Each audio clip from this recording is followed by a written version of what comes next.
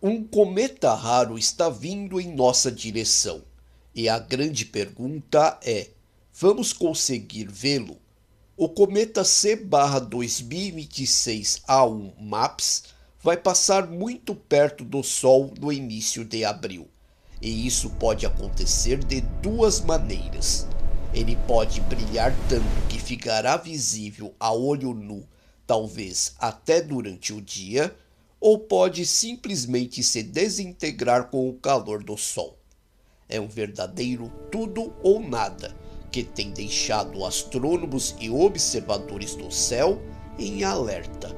Descoberto em janeiro por astrônomos amadores no Chile, usando telescópios robóticos, o MAPS faz parte de um grupo famoso chamado Família Creutz, o mesmo que nos deu cometas espetaculares no passado, como o Ikea Sec em 1965 e o Lovejoy em 2011. Uma curiosidade interessante é que ele leva quase 1900 anos para dar uma volta completa em torno do Sol. Isso é bastante incomum, porque a maioria dos cometas desse grupo são fragmentos menores e de vida mais curta. Ou seja, o MAPS provavelmente é um pedaço maior e mais resistente, o que aumenta as chances de sobreviver à passagem perto do Sol e nos dar um belo espetáculo.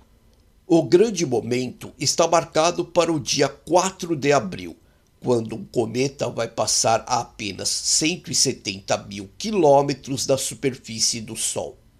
Para você ter ideia do quão perto isso é, representa menos da metade da distância entre a Terra e a Lua. Se ele sobreviver a esse encontro escaldante, as previsões mais otimistas indicam que pode ficar mais brilhante que Vênus e ganhar uma cauda enorme de milhões de quilômetros, criando um espetáculo no céu crepuscular. Neste mês de março, o cometa ainda está fraco e só pode ser observado com telescópios na constelação da Baleia por cerca de 3 horas depois do pôr do Sol. Mas a grande chance de vê-lo a olho nu será depois do dia 4 de abril, se ele sobreviver. Os melhores lugares para observar serão no hemisfério sul, durante o crepúsculo, aquele momentinho depois que o sol se põe. A lua nova do dia 17 de abril vai ajudar bastante, deixando o céu mais escuro e favorável para a observação.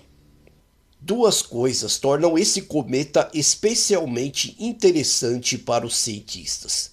Primeiro, ele foi descoberto muito cedo. Normalmente, cometas desse tipo só são vistos quando já estão bem perto do Sol, mas o MAPS foi detectado quando ainda estava longe, o que permite estudá-lo com muito mais antecedência. Segundo, sua órbita extraordinariamente longa sugere que ele seja um pedaço maior e mais resistente de um cometa gigante que se quebrou há séculos.